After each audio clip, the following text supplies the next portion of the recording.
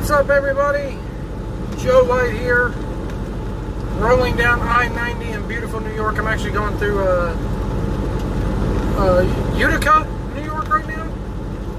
Utica on I-90, mile marker 236, heading west, going to Covington, Tennessee. Shout out to the people at Ben & Jerry's.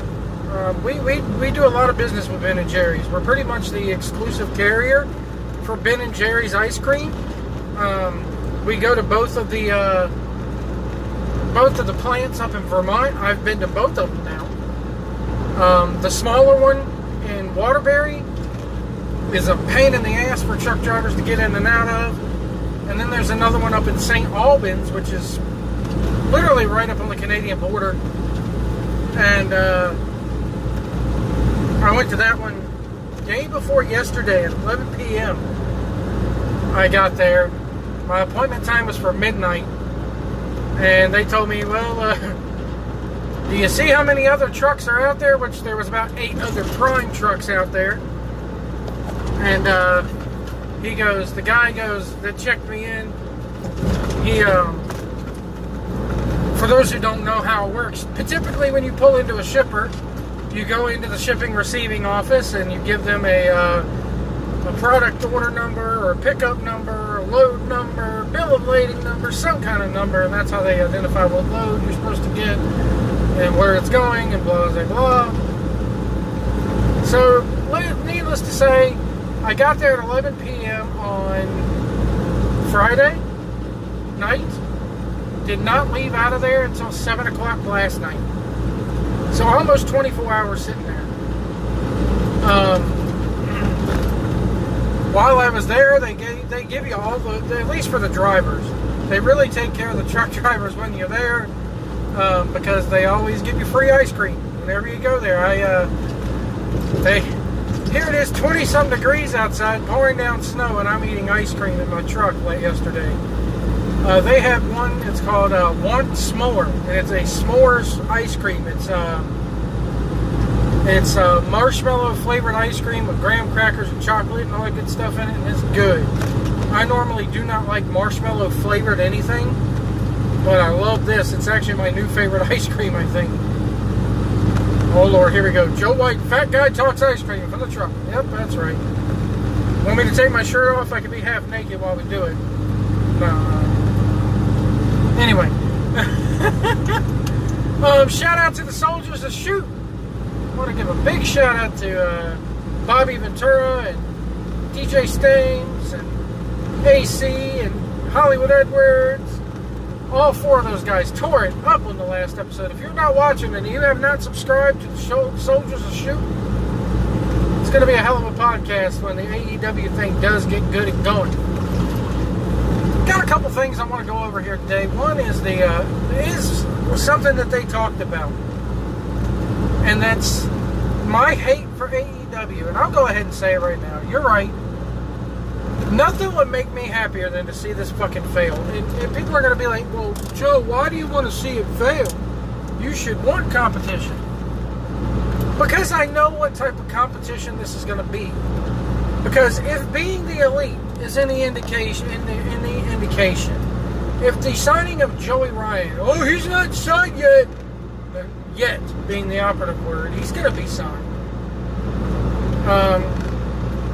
And Joey Janela and all this fucking backyard bullshit is any indication, then it's not going to be something that I like, and it's not going to be something that I'll support. Therefore, it's not pro wrestling. It's just as much of a shit show as WWE. You know, people bitch about the bathroom humor that Vince McMahon does, but again, they got people drinking piss, and they got people dressing up in inflatable penises costumes, and they got people flipping people with their dicks. People bitch about they do so many high spots at WWE. How much shit does Shane McMahon have to jump off of? They have just signed Joey Janela, who finally got fucking injured and learned his goddamn lesson. And I'm sorry, this bullshit of I don't hate Joey Janela because of his wrestling. I hate Joey Janela because of the tits and ass that he has on his arm. I'm sorry. You know what? If you're still the 12-year-old boy who hates the guy because he gets the girl, give it up. Just give it up. That's a bullshit answer, AC. That's a bullshit reason, man. I hate him because he's fucking Penelope Ford. Who the fuck cares who he's fucking? What does it have to do with wrestling? Not a goddamn thing. Fuck, people hated the Beatles because the Beatles used to pull any fucking chick they wanted. Goddamn John settled for Yoko. Anyway, but the Beatles could pull 2, 3, 4 chicks in their day. Still bought their fucking albums though. Why? Because their music was good. Yeah, Joey Janela has a nice piece of tits hanging off his arm. But it doesn't say shit for his wrestling, which is shit. Well, Joe, you like John Cena. You like Roman Reigns. Give me one. No, I don't. WWE AJ Styles only has 5 moves of doom now. So that's why we can't like him anymore. Except for when he was in New Japan. Okay, I'll give you that. His matches are different. Did you expect him not to be different?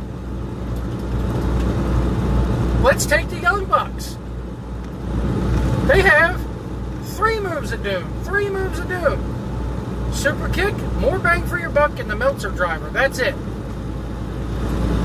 But alright, 4. The Indie Taker, which is just another variant off the Meltzer driver. And who's the marks when you're naming a fucking move after Dave Meltzer? Come on, who's the marks?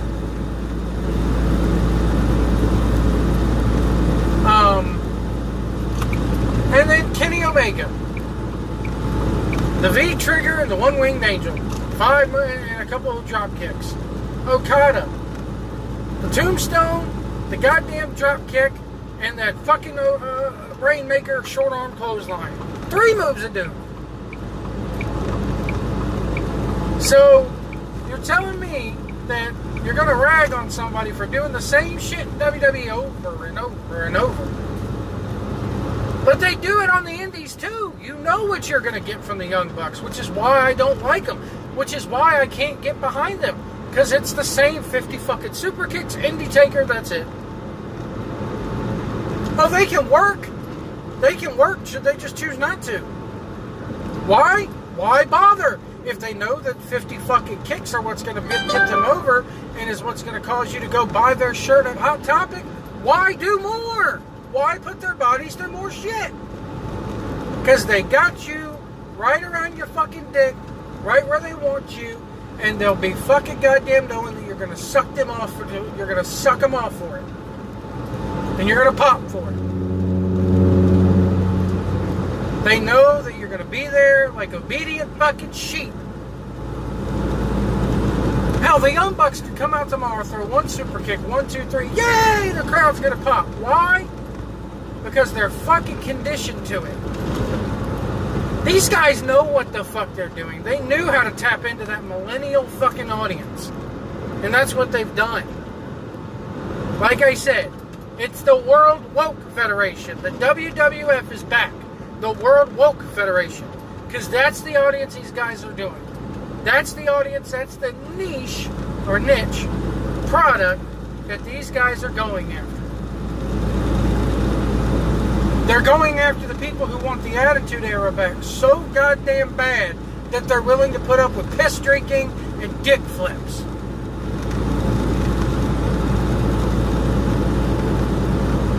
So, I don't want to fucking hear this shit of, oh, they're so much different. They're so much better. It's the same. It's just geared toward that millennial fucking woke audience.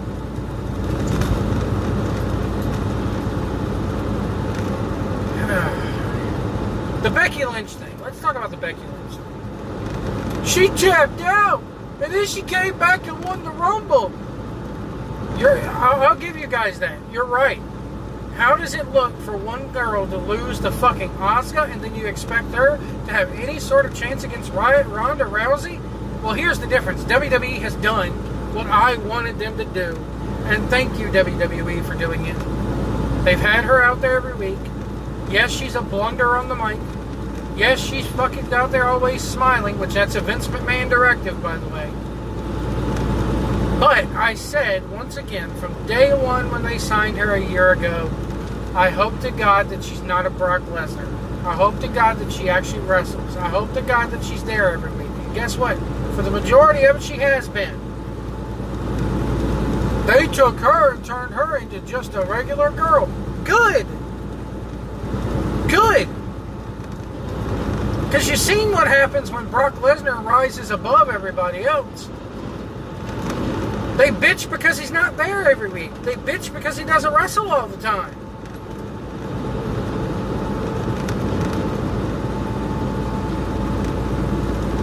And I find it funny how the same fucking fans who sit there and go, we want Lesnar to drop the title, are now saying that they want him to stick around. They want him to stay. Let me ask you a question. Where is it in the wrestling rulebook that it says that every WWE champion has to weigh over 275 pounds and be jacked up on fucking steroids? This whole look, he doesn't look like a wrestler. Newsflash, the business has gotten smaller. The days of everybody looking jacked up like Hulk Hogan and Ivan Putski, they're done. You got smaller guys now. Deal with it. I never have, and this whole thing of, it looks like anybody could go be a pro wrestler.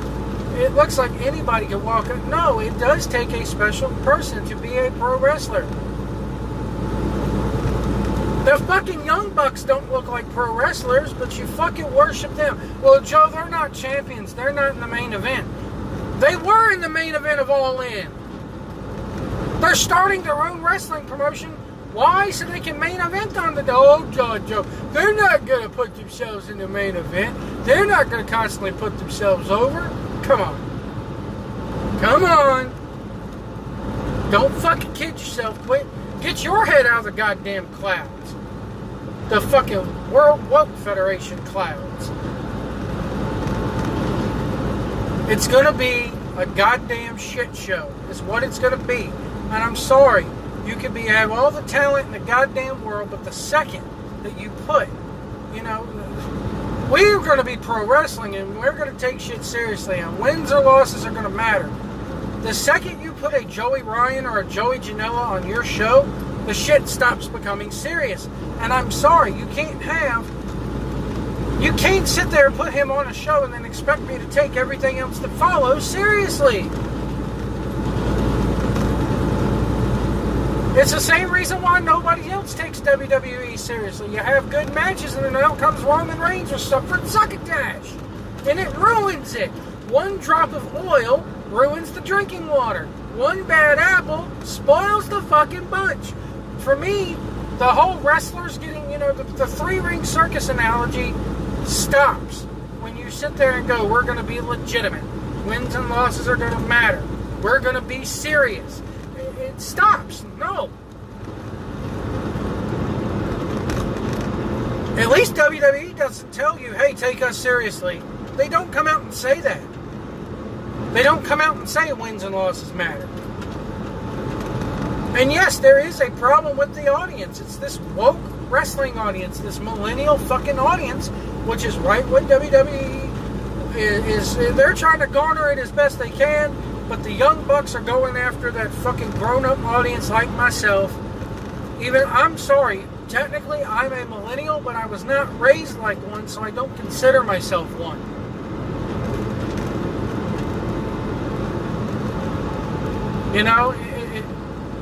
It's just, I'm sorry, I can't like something that fucking has that bullshit on it. And I can't get behind it. Which is right, you're right, okay, you're right. I don't support AEW, I'm not behind it. Do I hope that they prove me wrong? Yes.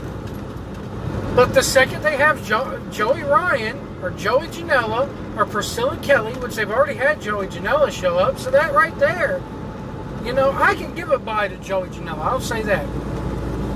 I can, because there's some athleticism involved. But if they signed Priscilla Kelly, who has gone now to throwing up on people, which is fucking stupid. Again, wrestling for another mud show bar fucking promotion who doesn't even have a goddamn ring. Or the second you have a Joey Janela who's flipping people with his dick and we're going to have people drink piss. Who's the marks?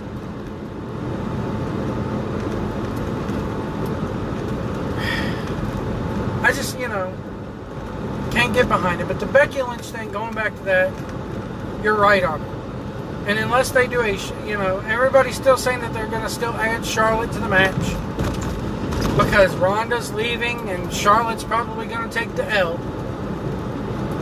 Even though I don't want to see it because Monday night, from what I watched on YouTube, the Becky Lynch Ronda deal was good. People were hot for that shit. She should not have lost to Asuka. It makes Asuka look credible. Asuka's going to look great until she loses to Charlotte at WrestleMania. So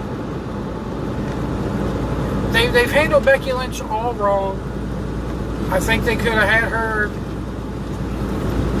Well, she didn't tap out. She passed out. And there's the story there. Because then you have the whole Austin versus Brett thing, where Austin didn't tap, he passed out. So, actually, I think Becky did tap out, if I remember correctly. Sorry, guys, I got so much shit running through my mind right now. It's hard to keep track of it all. It really is. I just can't get over people who support this damn AEW shit and say it's going to be the best thing ever and it's really going to give competition. And, you poll the average wrestling fan and they go, yeah, I used to watch Brock and Austin and the Attitude Era, but I don't watch anymore. And why don't they watch anymore? Well, I'm going to have a special coming up here about that, probably in the next few days. And one of my favorite sports that's starting up again is NASCAR, but NASCAR has seen their ratings dip and dip and dip too.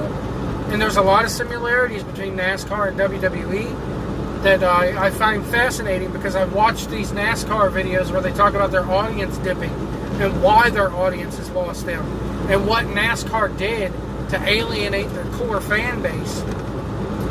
And it's not that far different than what WWE did or has done. So anyway, folks, I'm going to go ahead and get off here. I'm still rolling through here at Oneida, New York. Going on long enough here. Going on for about 20-some minutes.